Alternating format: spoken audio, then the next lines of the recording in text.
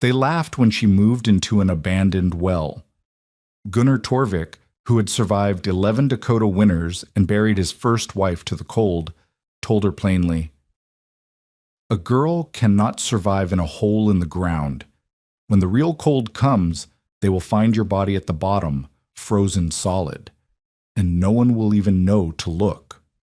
She had 63 cents, no family within 500 miles, and needed shelter she could not build. On January 12, 1888, the temperature dropped 70 degrees in 9 hours. But 5 months earlier, Ragna Dahl had never spent a single night outdoors in her life. She had spent plenty of nights wishing she were somewhere else. That was different. Wishing cost nothing.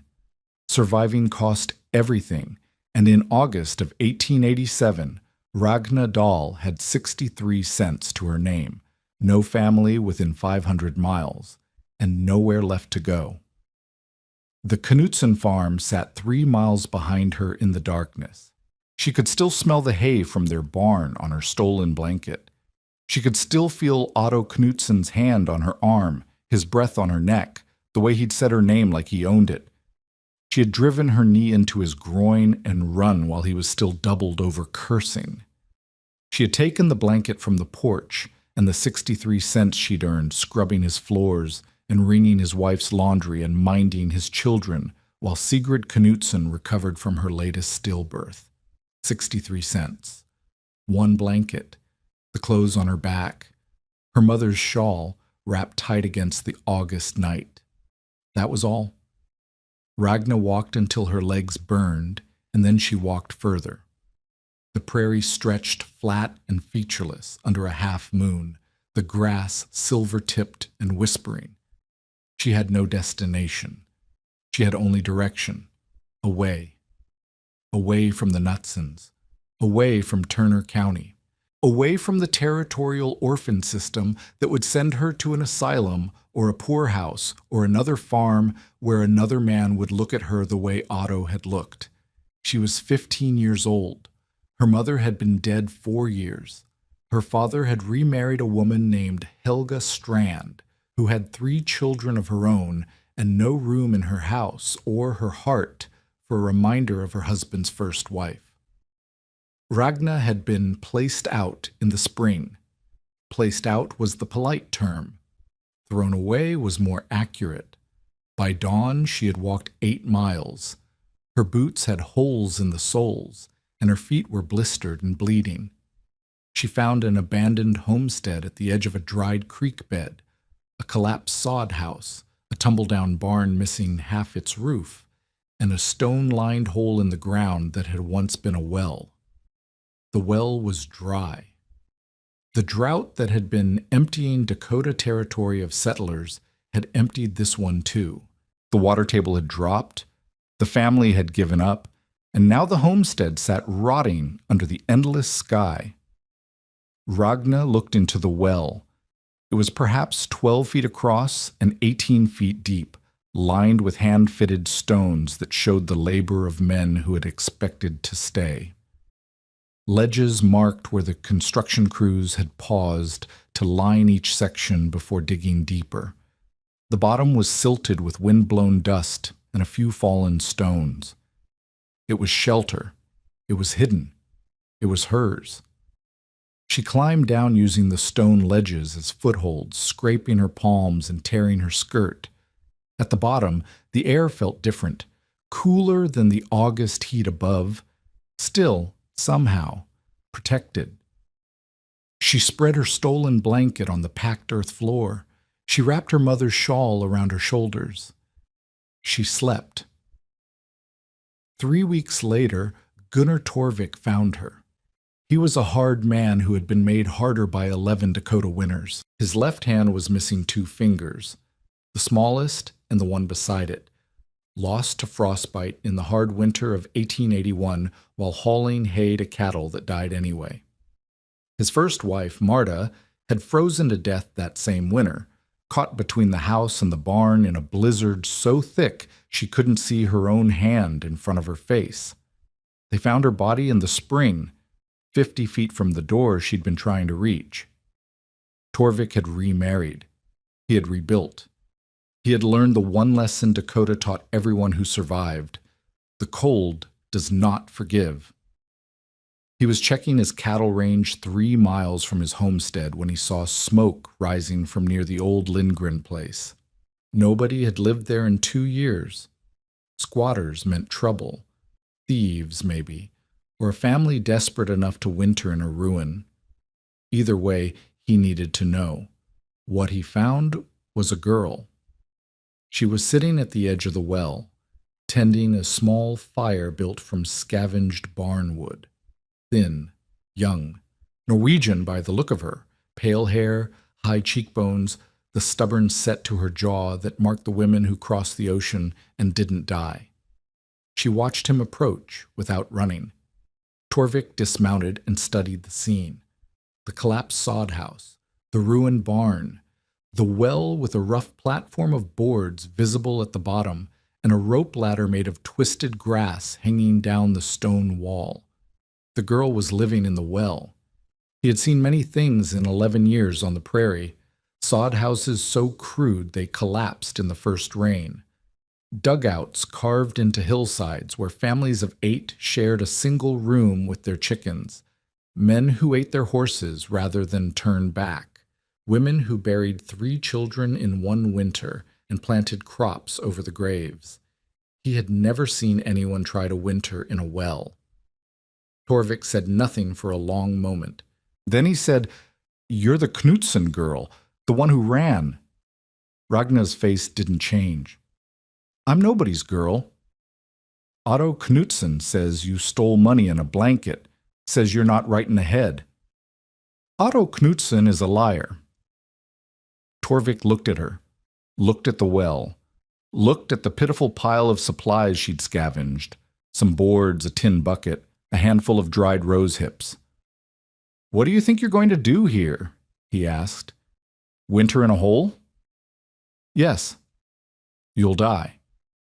"Maybe." Torvik walked to the edge of the well and looked down. 18 feet of stone walls, a platform of salvaged boards at the bottom, a nest of prairie grass that served as a bed. "A girl cannot survive in a hole in the ground," he said. His voice wasn't cruel, was flat, factual. The voice of a man explaining gravity to someone about to step off a cliff.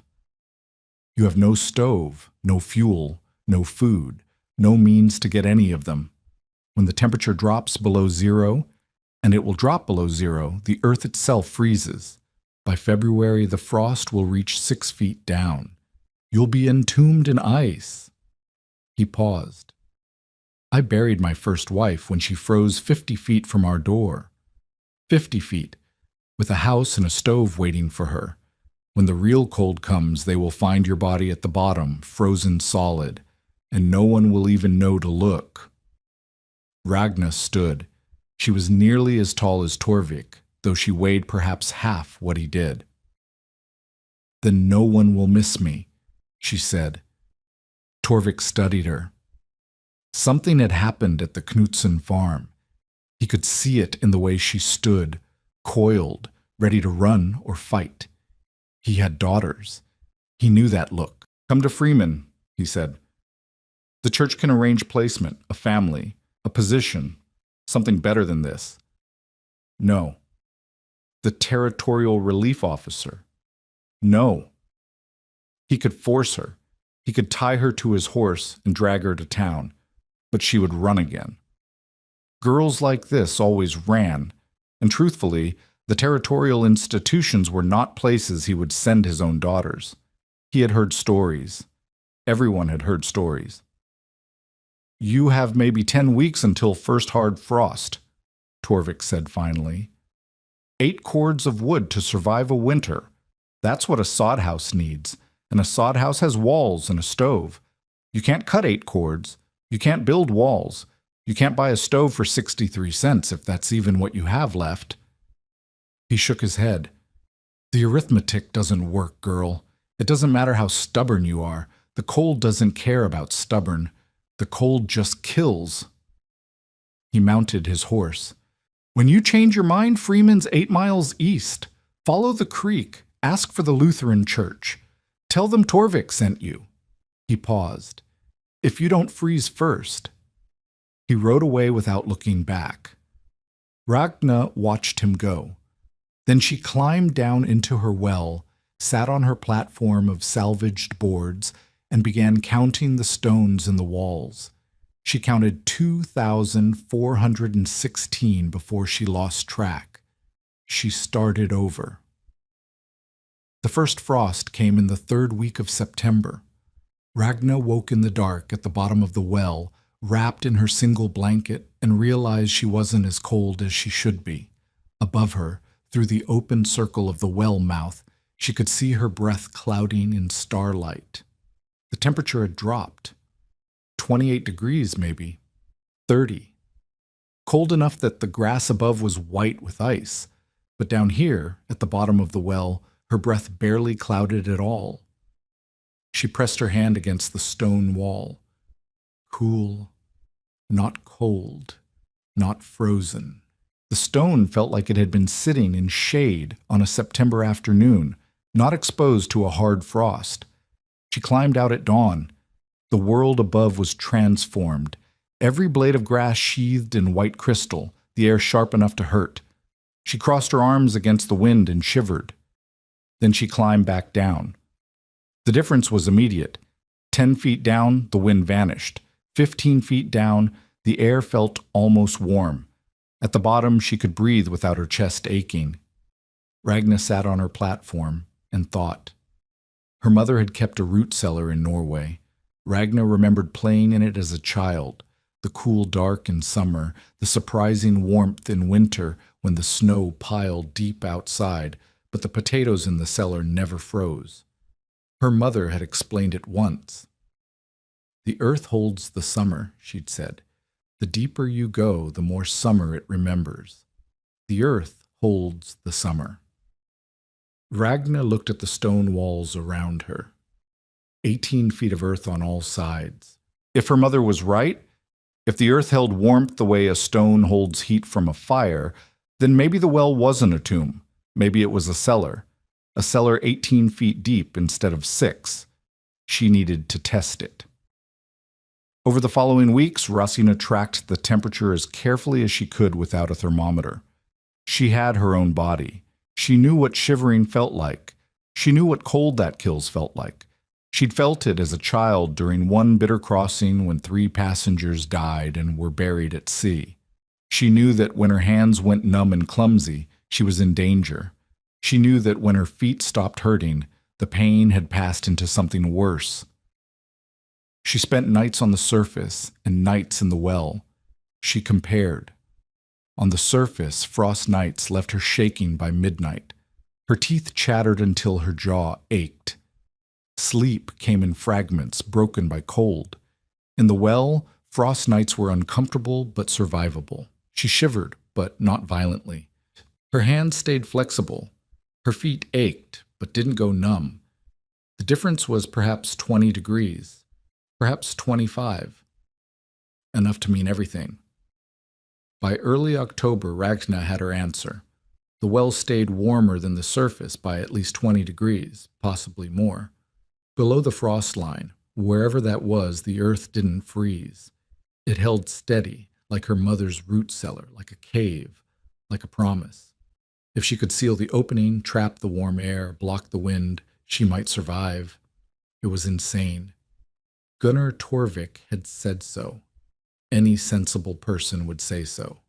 A girl alone, in a hole, with no stove, no fuel, no food worth mentioning, trying to outlast a Dakota winter through sheer depth. But the alternative was Freeman. The alternative was the Territorial Relief Officer. The orphan institutions, another placement with another family where she would scrub floors and wring laundry and pray that the husband kept his hands to himself. The alternative was surrender. Ragna began planning. Birgit Haugen found her 2 weeks later. Birgit was 34 years old, a widow with 2 sons, Eric, 12, and Anders, 9. Her husband, Johan, had died 3 years earlier from an infected wound that turned his leg black and killed him in 6 days of screaming. She had kept the farm alone since then, working alongside her boys, trading labor with neighbors when she could, accepting help from no one unless she could call it trade.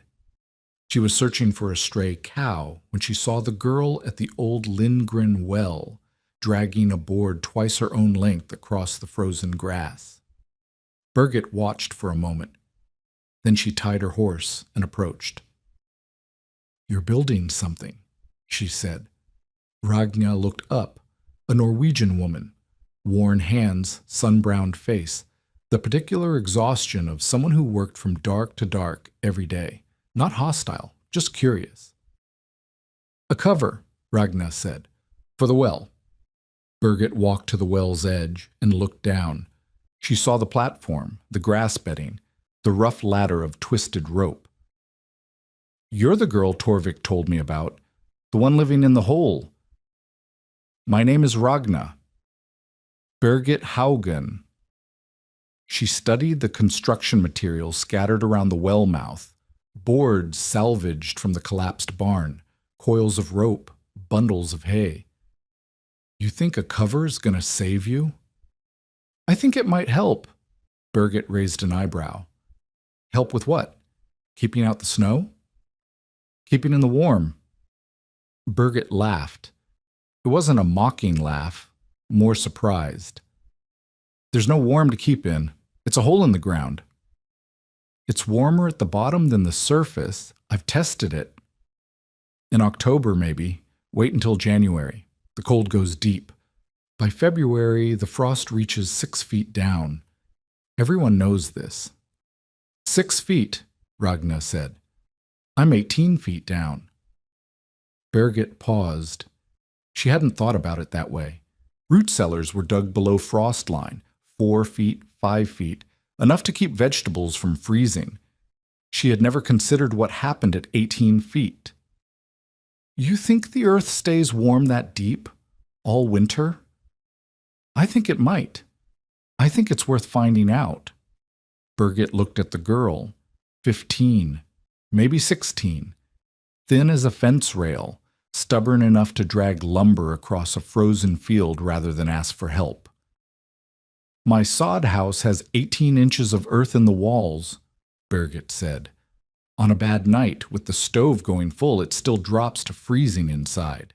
You think 18 feet of earth is going to do what 18 inches can't?" "18 inches with wind blowing through the cracks," Ragna said. 18 inches with a door that doesn't seal and a window that leaks. Down there's no wind, no cracks, just earth." Birgit was quiet for a moment. "You might be right," she said finally. "You might be completely mad. I honestly can't tell." "That makes 2 of us." Birgit almost smiled. Then her face hardened into something practical. "You're going to freeze to death or you're going to starve. Either way, you'll be dead by spring. I have work that needs doing, and you look like you can work. Come stay with me. Room and board in exchange for labor. It's not charity, it's trade." Ragna shook her head. "I can't." "Why not?" "Because if the county relief officer finds me, he'll send me back to the Knutsons, or worse." Birgit's expression flickered. She knew the Knutsons. She knew Otto Knutsson's reputation, not well enough to repeat, but well enough to suspect. A girl who ran from that household in the middle of the night with nothing but a blanket had reasons. "Stay hidden then," Birgit said. "Stay at the farm during the day. Sleep here if you want. But let me help." "Why?" Birgit looked at the well, at the boards, at the girl who was trying to build herself a burrow like a prairie dog, like an animal, like someone with no other choice. "Because I have sons," Birgit said, "and if something happened to me, I'd want someone to help them." She reached into her saddlebag and pulled out a cloth bundle, 5 pounds of flour, a small slab of salt pork. "Payment in advance," she said, "for helping me find that stray cow.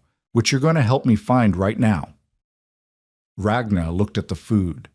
A week's survival, maybe more. She could refuse. Accepting help was dangerous.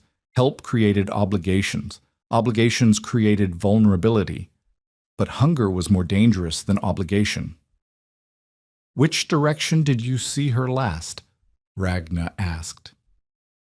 They found the cow in a ravine half a mile east, stuck in mud that had frozen around her legs overnight. It took 2 hours to free her, both of them hauling on ropes while the cow bellowed and kicked, and finally lurched free in an explosion of ice and filth. They walked back together, leading the cow between them. "The cover is a good idea," Birgit said, "but you're building it wrong." "Wrong how?" "You're trying to seal it flat like a lid. That won't hold snow weight. Build it pitched like a roof. Snow slides off. And leave a gap at the edge, not for wind, for air. You need to breathe down there." Ragna hadn't thought about ventilation. She had been so focused on keeping heat in that she'd forgotten about keeping herself alive. "How do you know about building?" she asked. "My husband died. I had to learn everything he knew or lose the farm." Birgit's voice was flat. "I know about building." They reached the well site. Birgit studied the materials Ragna had gathered. The boards, the rope, the hay. "You don't have enough. Not for a pitched cover that'll hold." "I know. I'll find more." "The old Swanson place is 2 miles north, abandoned last spring. Their barn still has most of its roof." Birgit paused. "I'll tell you where it is. That's not help. That's information," she told her. "One more thing," Birgit said as she mounted her horse. "Torvik thinks you're going to die. Half the county thinks you're going to die. The other half thinks you're touched in the head. Otto Knudsen is telling everyone you're a thief and a runaway." "I know." "What are you going to do about it?" Ragna looked at her well, at the 18 feet of stone and earth that might keep her alive or might become her grave. "I'm going to survive," she said, "and then none of it will matter." Birgit studied her for a long moment. Then she nodded. "If anyone can do it," she said, "maybe it's someone too stubborn to know it's impossible." She rode away, the rescued cow plodding behind her. Ragna watched her go. Then she picked up the board she'd been dragging and went back to work. Otto Knudsen came 2 weeks later. Ragna was fitting boards across the well opening when she heard hoofbeats. She knew who it was before she looked up. She knew the way he sat a horse. Heavy, entitled, like the horse was just another thing he owned. He reined up 10 feet away and looked at her. "Found you," he said. Ragna said nothing. Her hands tightened on the board she was holding. It was 4 feet long and 2 inches thick, heavy enough to hurt if she swung it. Otto dismounted. He was a big man, 41 years old, prosperous by frontier standards. He owned 160 acres, 3 horses, 12 cattle. His wife, Sigrid, had borne him 4 children, 3 of whom had lived. He was a deacon at the Freeman Lutheran Church. He gave money to the Territorial Orphan Fund. He was also, Ragna knew, the kind of man who thought the hired girl came with the farm. "Sigrid's been worried about you," Otto said. He was smiling. The smile didn't reach his eyes. "We've been looking everywhere. When I heard about the crazy girl living in a well, I had a feeling. I'm not going back." "You don't have a choice. You're bound to us until spring. You ran out on your contract. That's theft of services. I could have the county sheriff after you. Try it. I'll tell him why I ran." Otto's smile flickered. "You'll tell him what? That you threw yourself at me and I turned you away? That you stole money and a blanket when I rejected you?" He shook his head slowly. "No one will believe a runaway hired girl over a landowner with 40 head of cattle. You know that." Ragna knew it. That was the worst part. She knew exactly how it would go. Her word against his, a penniless orphan against a church deacon, and everyone would shake their heads and say that girls like her were born liars, born trouble, born to end up exactly where she was. Then I guess we have nothing to talk about, she said. Otto walked closer, close enough that she could smell him, sweat and hoarse and something sour underneath. Here's what's going to happen, he said. You're going to come back with me, quietly. You're going to work out your contract like you agreed. And when anyone asks where you've been, you're going to say you got lost and I found you. Simple. And if I refuse? Then I go to Freeman tomorrow. I tell the county relief officer there's a disturbed girl living in a hole in the ground, a runaway with no family, no means, no prospects. They'll send someone to collect you. They'll put you in an institution. You know what those places are like? You'll wish you'd come back to the farm. Ragna's grip tightened on the board. She could swing it. She could knock him down and run, but run where? There was nowhere left. There had never been anywhere. You think anyone will believe you? Otto said. A crazy girl living in a well? They'll say it proves you're touched. They'll lock you up and throw away the key. Maybe, Ragna said, but I won't be locked up with you. Otto's face hardened. The false friendliness dropped away, replaced by something cold and mean. You think you can survive out here? Winter's coming. You have nothing. No food, no fuel, no shelter that isn't a hole in the dirt. You're going to freeze to death. And when they find your body in the spring, everyone will say it was God's judgment on a thief and a liar. Then I guess I'll be judged, Ragna said, but not by you. For a moment she thought he would hit her. His fist clenched, his jaw tightened. He took a step forward. She raised the board. Otto stopped. He looked at the board, at the set of her jaw, at the 18-foot drop behind her. If he attacked her, she might fall. If she fell, she might die. And then there would be questions, too many questions. You'll die out here, he said, and no one will mourn. He mounted his horse. He looked down at her one last time. Pray for a mild winter, he said, because nothing else can save you now. He rode away. Ragna stood at the well's edge until she couldn't see him anymore. Then she sat down on the frozen ground and cried, hard, gasping sobs that hurt her chest and made her eyes swell shut. She cried for 10 minutes. Then she wiped her face, stood up, and went back to work. The cover wasn't going to build itself. November came cold and fast. Ragna worked 16 hours a day. She hauled boards from the Swanson place 2 miles each way, carrying as much as she could manage across the frozen prairie. She gathered hay from a collapsed stack near the abandoned homestead, piling it beside the well for insulation. She twisted grass into rope. She scavenged nails from the barn wreckage, pulling them from rotted wood with her bare fingers until her hands were raw and bleeding. The cover took shape piece by piece. She built the frame first, a pitched structure like Birgit had suggested. Boards angled so snow would slide off rather than accumulate. She left a ventilation gap at the peak, small enough to block most wind but large enough to keep air circulating.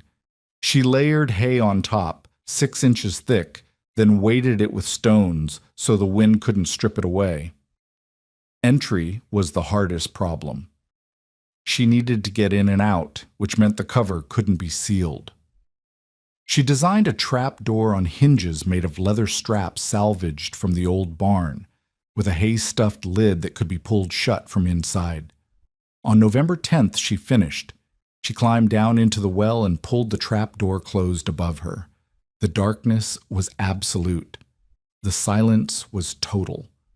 For the first time since August, she was completely enclosed, cut off from the wind, the sky, the endless watching prairie. She lay on her hay bed and listened to her own breathing. Slow, steady, alive. The temperature that night dropped to 14 degrees above zero. In the well, Ragna estimated it was 44 degrees, a 30-degree difference. She didn't shiver at all. The test came on November 20th. A hard freeze rolled in from the northwest, temperatures dropping to 8 below zero overnight, wind gusting to 30 miles an hour. The kind of cold that killed livestock caught in the open, the kind of cold that made sod houses groan and crack as the earth in their walls froze solid. Ragna woke in darkness, wrapped in her blanket on her haybed, and felt the cold pressing in from above. The air in the well was colder than it had been, maybe 38 degrees, maybe 35. Cold enough that she could see her breath in the dim light filtering through the ventilation gap. But she wasn't shivering. Her hands were cold but functional. Her feet ached but didn't burn with the warning pain of frostbite. She climbed to the trap door and cracked it open. The wind hit her like a fist. 8 below, maybe colder. Wind chill probably pushing 30 below. She closed the door and descended. 35 degrees in the well, 30 below at the surface. A 65-degree difference. The theory was holding. The collapse happened 4 days later. Heavy wet snow, 8 inches overnight, dense with moisture, weighing far more than the dry powder that usually fell in Dakota. Ragna woke to a sound like a gunshot, cracking wood. She scrambled up the rope ladder in the dark, feeling her way by touch, and reached the trap door just as a second crack echoed through the well. She shoved upward. The door wouldn't move. Snow had piled on top, sealing it shut. She braced her feet against the stone ledges and pushed with everything she had. The door shifted an inch, 2 inches. She could see dim light through the gap, and the board that was bowing downward, ready to snap. She pushed harder. The door swung open, dumping snow onto her head, and she hauled herself out into a world transformed. The cover's central beam was cracked nearly through. Snow had accumulated in a massive drift on the leeward side, weighing down the structure beyond its design. Another hour and the whole thing would have collapsed into the well. Ragna worked for 3 hours in the freezing dawn, shoveling snow, reinforcing the cracked beam with boards braced against the well's stone rim, redistributing the weight. Her fingers went numb, her face burned. She lost feeling in her feet and kept working anyway. By mid-morning, the cover was stable again, barely. The cracked beam would hold for now, but another heavy snow would finish it. She descended into the well and assessed. The temperature inside had dropped during the crisis, maybe 30 degrees now, cold enough that she shivered even in her blanket. The cover's integrity was compromised. If it failed completely, wind and snow would pour in. The well would become a death trap. She needed to strengthen the cover. She needed more materials. She needed help she couldn't ask for. She wrapped herself in hay and blanket and shivered until noon, when the well's temperature slowly climbed back toward 40. Survival was not guaranteed. It had never been guaranteed.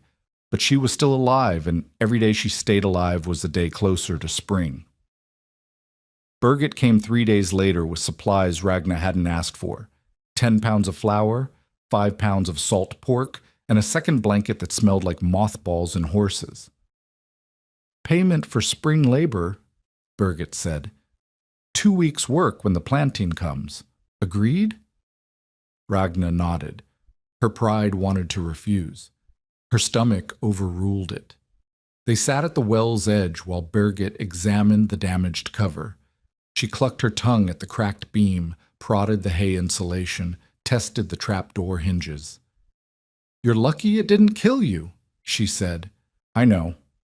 You need cross bracing and more pitch on the roof, and a drainage channel so meltwater doesn't pool on the boards." "I know." Birgit looked at her.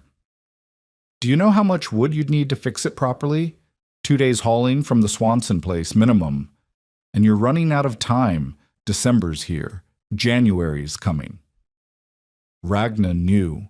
She knew exactly how precarious her position was. She knew that every day brought her closer to the killing cold of deep winter, the cold that Torvik had warned her about, the cold that froze people in their own homes with fires burning. "I'll make do," she said. Birgit was quiet for a moment. Then she said, "Torvik thinks you're going to die. He told me last week, said it's only a matter of time." "Do you think he's right?" Birgit looked at the well, at the cover, at the girl who had built it alone with nothing but salvaged lumber and stubbornness. "I think he might be wrong," she said slowly. "I've never thought about the earth the way you're thinking about it. Deep enough, warm enough, it makes a kind of sense. But I don't know. No one's ever tried what you're trying. Then I guess we'll find out." Birgit stood. She looked northwest toward the horizon where weather came from. "There's something building out there," she said. "I can feel it. My husband used to say he could smell bad weather coming. I never believed him until he was gone." She paused. "January's the killing month in Dakota. The schoolhouse blizzards, the cattle killers, the storms that come out of nowhere and freeze people in their own yards. If a real blizzard hits—" She shook her head. "I don't know if even your well will be enough." "Then I'll find out that too." Birgit mounted her horse. She looked down at Ragna with an expression that was equal parts pity and respect. "You might actually make it," she said. "God help you. You might actually survive in that hole." She rode away. Ragna watched her go. Then she took the supplies into the well, stacked them carefully in the storage niche she'd carved into the stone wall, and began calculating. Food for maybe 6 weeks at half rations, 2 blankets, a cover that might hold or might not, a well that had proven itself to 40 below but hadn't faced worse. January was 3 weeks away. The killing month was coming, and Ragna Dahl was still alive. The first week of January brought cold that seemed personal. Temperatures dropped to 30 below on January 3rd, 35 below on the 5th. On January 6th, Ragna woke to air so cold that her breath froze on her blanket before it could rise, leaving a crust of ice crystals on the wool above her face. She didn't climb out that day. The trap door was frozen shut anyway, sealed by ice that had formed overnight in the gap between door and frame. She lay in the darkness of the well and listened to the wind howling above and felt the cold pressing down like a weight. The well held. 40 degrees at the bottom, maybe 38. Cold enough that she shivered constantly, a low-grade tremor that never quite stopped, but not cold enough to kill. Not cold enough to freeze her fingers or blacken her toes. Not cold enough to stop her heart. She burned fuel that day, twisted hay bundles in her tin fire pot, lowered on a rope to add heat to the enclosed space. The fire consumed oxygen, so she could only burn for 15 or 20 minutes at a time before the air grew thick and her head began to swim. But 15 minutes of fire raised the temperature by perhaps 5 degrees, enough to stop the shivering, enough to let her sleep. She rationed the fuel carefully. She had perhaps 40 bundles of twisted hay, plus a small pile of dried buffalo chips and the wood scraps. Enough for maybe 3 weeks of careful burning. After that, the earth's warmth alone would have to sustain her. The thaw came on January 11th. Ragna noticed it first as a sound, dripping water somewhere above. The temperature had risen, not much, but enough. She pushed open the trapdoor and emerged into a world she barely recognized. The sun was shining. The air felt almost warm. The snow that had piled around the well opening was softening, slumping, turning from white powder to gray slush. Her breath still clouded, but gently. The wind had died to nothing. She stood at the well's edge and let the sun hit her face. It had been weeks since she'd felt direct sunlight, weeks since she'd seen colors other than the brown of earth and the gray of stone. The sky was blue, actual blue, not the white-gray of winter overcast. The horizon stretched flat and endless in every direction, the prairie rolling away like a frozen ocean. It felt like spring. Ragna knew it wasn't spring. January thaws happened. She'd heard the old-timers talk about them. A few days of warmth in the middle of winter, just enough to make people careless, just enough to make them forget what was coming. But the warmth felt so good that she let herself forget anyway, just for a day. She checked her snare lines, empty as they'd been for weeks. The rabbits had burrowed deep, waiting out the cold in holes of their own. She gathered rose hips from a bush she had missed earlier, frozen solid, but edible once thawed. She melted snow and drank deeply, the first real water she'd had in days that wasn't mixed with flour paste. By afternoon, the temperature had climbed to the mid-30s.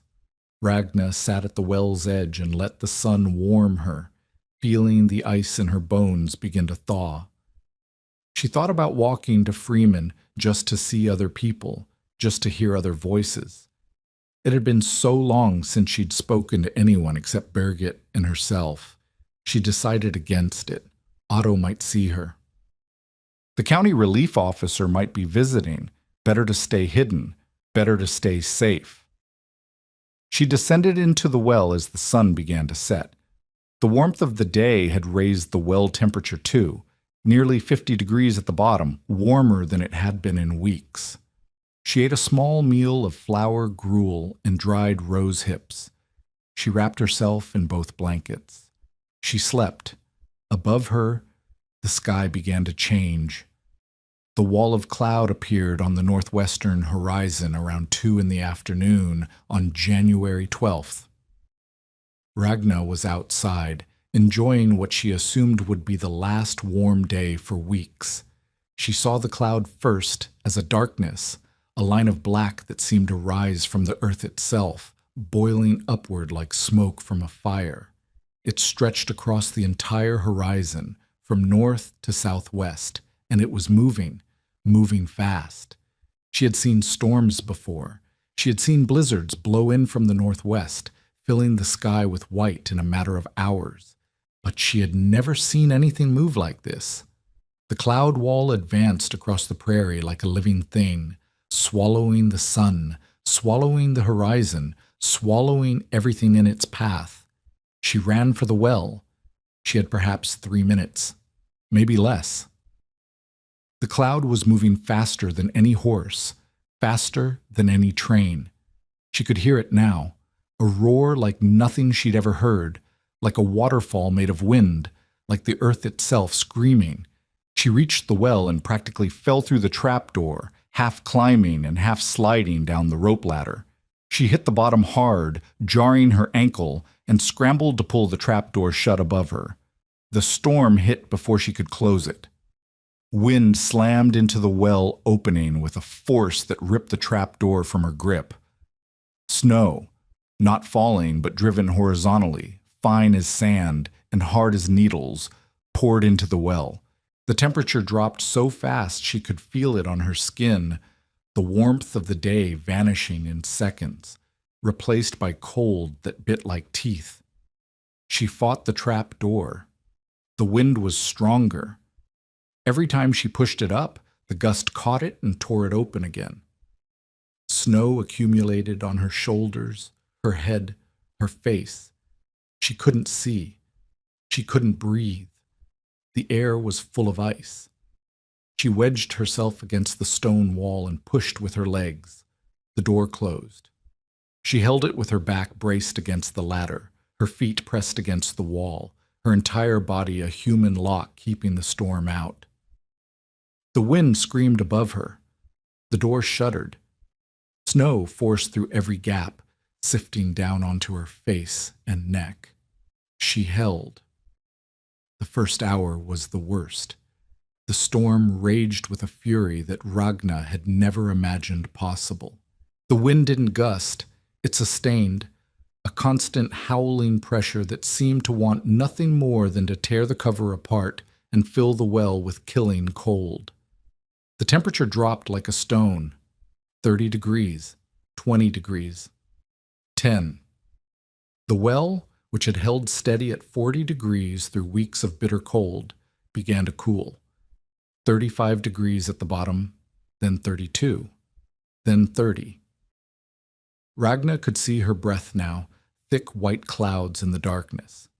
She was shivering, not the low-grade tremor of recent weeks, but hard, convulsive shaking that made her teeth chatter and her muscles cramp. The cold was getting in. Despite the cover, despite the depth, the storm was overwhelming the earth's warmth. She climbed down from the trap door. It was frozen in place now, sealed by the ice that had formed in the gaps. The storm couldn't tear it open anymore, but the damage was done. Cold air had flooded the well, displacing the warm, and the temperature was still dropping. 28 degrees, 26. She needed heat. She needed fire. She fumbled in the darkness for her fire pot, for the twisted hay bundles she'd stored in the wall niche. Her fingers were stiff with cold. She dropped the flint twice before she could strike a spark. The hay caught. Flame bloomed in the darkness. The fire helped. A little. The temperature stabilized, but she couldn't burn for long. Already she could feel the air growing thick, the oxygen being consumed. She extinguished the fire and breathed deeply, trying to clear her head. The temperature began dropping again. At some point in the night, Ragna realized she was going to have to choose. She could burn fuel and stay warm, but risk suffocating. Or she could save her oxygen and risk freezing. There was no option that guaranteed survival. There was only calculation. Which risk was greater, which death more likely? She chose cold. She let the fire go out and wrapped herself in everything she had. Both blankets, her mother's shawl, her wool skirt layered over her calico dress. She burrowed into the hay bedding, pulling it up around her like a nest, like a cocoon, like a grave. The temperature at the bottom of the well dropped to perhaps 25 degrees, maybe colder. She couldn't tell anymore. Her body had stopped being a reliable thermometer. All she knew was cold, cold in her bones, cold in her blood, cold pressing against her from every direction. She shivered. The shivering was good. Shivering meant her body was still fighting, still generating heat, still alive. When the shivering stopped, that was when death came. She didn't stop shivering. She lay in the darkness and listened to the storm above. The wind howled. The cover creaked and groaned. Snow sifted through gaps she couldn't see, accumulating somewhere in the well, melting against the warmer stones, refreezing as the temperature dropped. She thought about her mother's hands, rough from work but gentle when they touched Ragna's face. Her mother's voice, singing Norwegian songs in the darkness of the ship crossing the Atlantic. Her mother's smell, bread and soap, and something sweet that Ragna had never identified. Her mother had died of cholera when Ragna was 11. One day she was there. The next day she was sweating and shaking. 3 days later she was dead, buried in the hard Dakota earth, while Ragna's father stood silent at the graveside, already disappearing into the grief that would eventually drive him into Helga Strand's arms. Ragna had been alone since then, alone in a house with a father who no longer saw her, alone in the Knutsen household where she was labor, not family, alone in this well, 18 feet of earth between her and a storm that was killing people all across Dakota Territory. She had been alone so long she'd forgotten what it felt like to have someone. But she was still alive, and as long as she was alive, alone didn't matter. She shivered until dawn. The storm died sometime in the early morning of January 13th.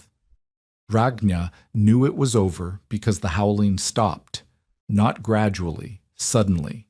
One moment the wind was screaming, and the next moment there was silence. Absolute silence. The kind of silence that hurt her ears after so many hours of noise. She lay in her hay cocoon and listened. Nothing. No wind, no creaking. Just the sound of her own breathing and the distant drip of melting ice somewhere in the well. She tried to move. Her body resisted. Her muscles had locked up during the night, cramped from hours of shivering, stiff from cold. It took her 5 minutes to unwrap herself from the blankets and hay, and another 5 to stand. The well was cold. Colder than it had ever been. Maybe 22 degrees at the bottom. Maybe less. But she was alive. She climbed toward the trap door. Her fingers could barely grip the ladder. Her feet slipped on the frost-coated rungs. She moved slowly, carefully, knowing that a fall now could kill her as surely as the storm. The trapdoor was frozen solid, sealed shut by ice that had formed during the night, inches thick. She pushed. Nothing. She pushed harder. Nothing. She was trapped. For an hour, Ragna fought the ice. She hammered at the trap door with her fists. She kicked it with her boots. She climbed back down, found the broken knife she used for carving, and climbed back up to chip at the ice around the edges. Her fingers grew numb. Her arms ached. The ice refused to yield. The air in the well was getting stale. Not dangerous yet. The well was large, and there were gaps in the cover that let some air in so, but close. Another day trapped, and she would begin to suffocate. She had survived the storm. She would die of ice. She kept chipping. She kept pushing. She kept fighting. And then she heard voices. The sound came from above, muffled by the frozen cover, barely audible over the ringing in her ears. But voices, human voices, Norwegian words she couldn't quite make out. She screamed. She screamed until her throat was raw, until her voice cracked and broke, until she was making sounds that weren't words anymore, just noise, just desperation, just please, please, please hear me. Scraping sounds above, something heavy being moved. A crack of light appeared at the trapdoor's edge, blinding after so many hours of darkness. The trapdoor lifted. Birgit Haugen's face appeared in the opening, backlit by a sun so bright it hurt to look at. Ragna? Birgit's voice was shaking. Ragna, are you alive? Ragna looked up at her, at the circle of blue sky behind her, at the 2 boys, Eric and Anders, standing at the well's edge with shovels in their hands. I'm alive, she said, and then she began to cry. They pulled her out of the well with ropes because she couldn't climb. Her legs wouldn't hold her. Her hands couldn't grip. She had been in the darkness for nearly 36 hours, and her body had forgotten how to work. Birgit wrapped her in blankets. Eric and Anders fed her hot soup from a jar they'd carried against their bodies to keep warm. She sat in the snow at the well's edge and looked at the world the storm had made. Everything was white. The prairie, the sky, the air itself, white and silent and still. The drifts were 6 feet deep in places, 8 feet in others. The collapsed sod house had vanished entirely, buried beneath a wave of snow. The barn wreckage was just a mound, and everywhere, the silence. How bad? Ragna asked. Birgit's face told her before the words did. Bad, Birgit said. We don't know yet how bad, but bad. They walked back to Birgit's homestead. Ragna supported between Birgit and Eric, her feet dragging in the snow. The sun was painfully bright. The cold was still brutal, maybe 20 below, maybe colder, but without the wind it felt almost warm. Birgit's sod house had survived, barely. The chimney had clogged with ice during the storm, and the stove had nearly failed. The interior temperature had dropped to 12 degrees at the worst point. The boys had frostbitten toes. Birgit's fingers were blistered where she'd burned them trying to clear the chimney. But they were alive. "We thought you were dead," Anders said. He was 9 years old, too young to understand what he was saying. "Mama said the storm would fill the well with snow and you'd be buried." "Anders," Birgit said sharply. "It's all right," Ragna said.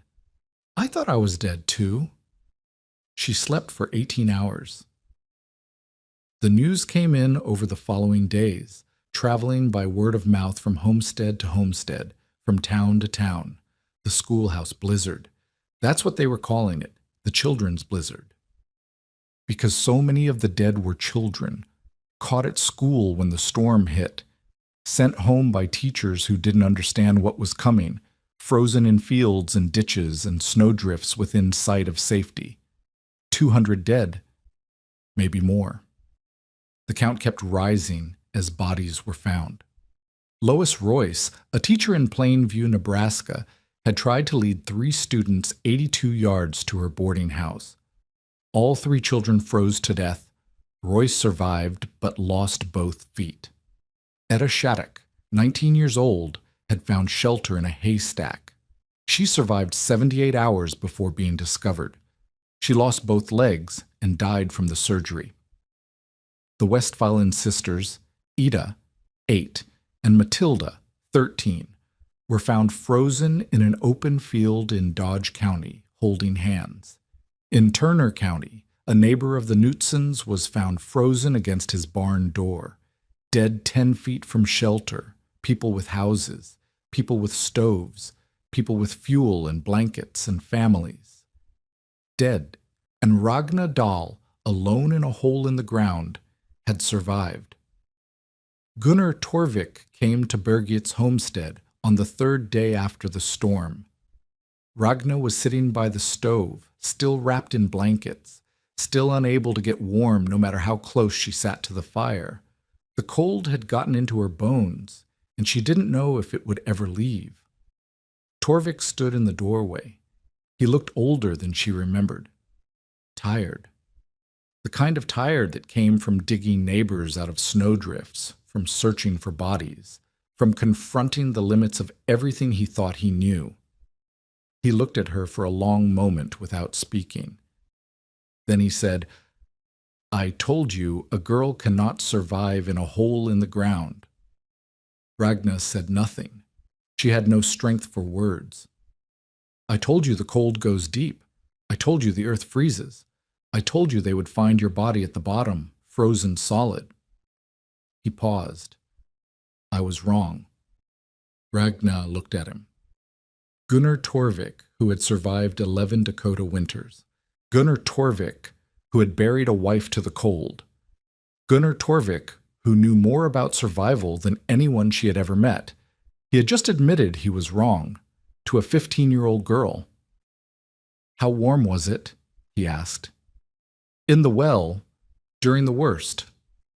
Ragna thought, 25 degrees, maybe, at the bottom. Cold enough to shiver, not cold enough to freeze. Torvik nodded slowly. He walked to the window and looked out at the white wasteland beyond. "My sod house dropped to 9 degrees inside," he said, "with a stove burning all night, with my wife and I feeding it fuel until we ran out of wood and started burning furniture." He shook his head. 9 degrees with fire, 25 degrees without. 18 feet of earth kept you warmer than 18 inches of sod and a cast iron stove. "The earth holds the summer," Ragna said. "My mother told me that." Torvik turned to look at her.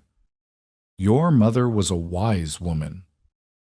She was a farmer's wife who kept a root cellar." "Same thing, out here." He crossed to where she sat and stood looking down at her, his missing fingers, his weathered face, his eyes that had seen things she hoped she would never see. "I've survived 11 winters in Dakota," he said. "I thought I understood cold. I thought I understood survival. You survived something I could not have survived, with nothing but a hole and a blanket."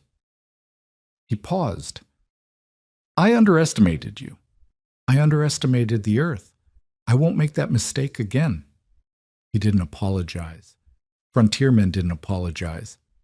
But he acknowledged. And in Dakota, acknowledgement was worth more than words. The spread began slowly. First, it was Birgit, telling her neighbors about the girl who survived the blizzard in a well. Then it was Torvik, explaining the principle to anyone who would listen, the frost line, the thermal mass, the way the earth held warmth, the way a stone holds heat from a fire. Within a month, 3 families had begun expanding their root cellars, not to live in, but to survive in, when the stoves failed. Emergency shelters, storm holes, places to hide when the killing cold came. Within 6 months, the design had spread to Turner County, Hutchinson County, and beyond. Dugout shelters, earth-bermed storm cellars, structures that went down instead of up, that used the earth's warmth instead of fighting it.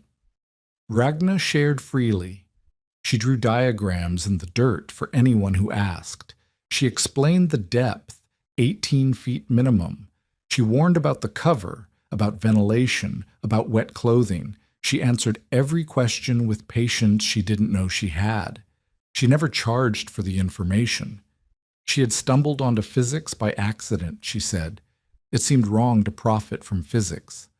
When people asked how she'd known to dig so deep, she told them about her mother, about the root cellar in Norway, about the summer the earth remembered.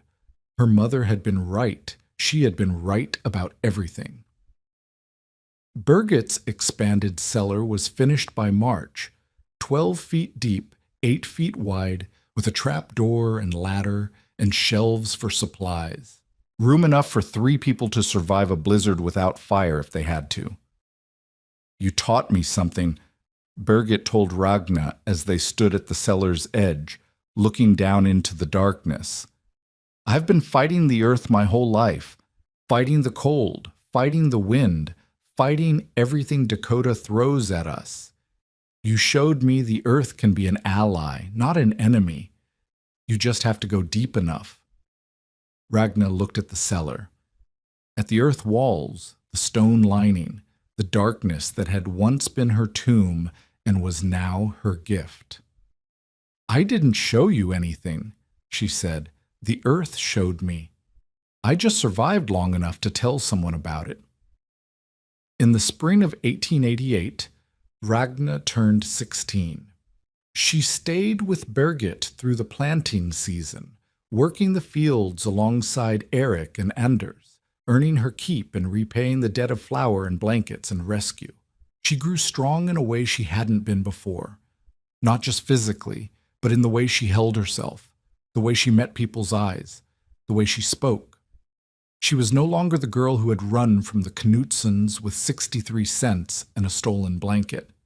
She was the girl who had survived the worst blizzard in Dakota history. The girl who had lived in a hole in the ground and outlasted people with houses and stoves and families. The girl who had proven Gunnar Torvik wrong. Otto Knutson never came looking for her again, whether he was afraid of what she might say or simply unwilling to confront her after what she had survived. She never learned. She saw him once in Freeman, across the street from the general store. Their eyes met. He looked away first. That was enough. In the summer of 1889, a Norwegian farmer named Lars Eriksson rode 40 miles to meet the girl who had survived the blizzard in a well. He was 23 years old, broad-shouldered and quiet, with hands that knew work and eyes that knew loss. He had buried his first wife and infant daughter to fever the year before. He had heard Ragna's story from a neighbor who had heard it from Torvik, and he had decided that a woman who could survive what she had survived was a woman worth meeting. They talked for 3 hours on Birgit's porch, about Norway, about Dakota, about wells and storms and the things that didn't kill you. about her mother and his wife and all the people they had loved and lost. He asked her to marry him 2 weeks later. She said yes. They homesteaded east of Freeman, where the James River cut through bottomland and cottonwoods grew thick enough to provide real shade. Lars built a frame house with timber hauled from the river breaks, a house with real glass windows and a proper stove and walls thick enough to keep out the wind. He also built a root cellar, 18 feet deep, Ragna insisted. They had 4 children, 2 boys and 2 girls, all of whom grew up knowing the story of the well. They knew about the blizzard, about the cold, about the grandmother they had never met who had told their mother that the earth holds the summer. They knew that when the storms came, and the storms always came, there was a place beneath the house where the cold couldn't reach them. Ragna Eriksson lived 70 more years in that house. She saw Dakota Territory become North Dakota. She saw sod houses replaced by frame houses replaced by houses with central heating. She saw the prairie tamed, or at least subdued by roads and railroads and electricity. She never forgot what it felt like to be alone in the dark, with the wind howling above and the earth holding her close. She was buried in 1847, at 84 years old, in a Norwegian Lutheran churchyard 3 miles from where her well still stood. Her children stood at the graveside. Her grandchildren stood behind them. The pastor spoke of faith and perseverance and God's mysterious ways. But Ragna would have said it was physics and a mother's wisdom, and the simple fact that if you go deep enough, the earth remembers summer even in the darkest winter.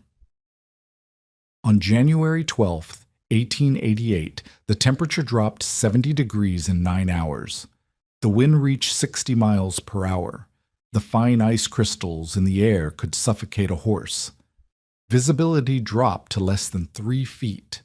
235 people died in Dakota Territory, Nebraska, and Minnesota. Farmers and ranchers and school children and teachers, frozen in fields and ditches and barns and houses, frozen 10 feet from safety, frozen with their hands reaching for doors they could not find. Gunnar Torvik, who had survived 11 Dakota winters and buried a wife to the cold, had stood over a 15-year-old girl and told her plainly, "A girl cannot survive in a hole in the ground.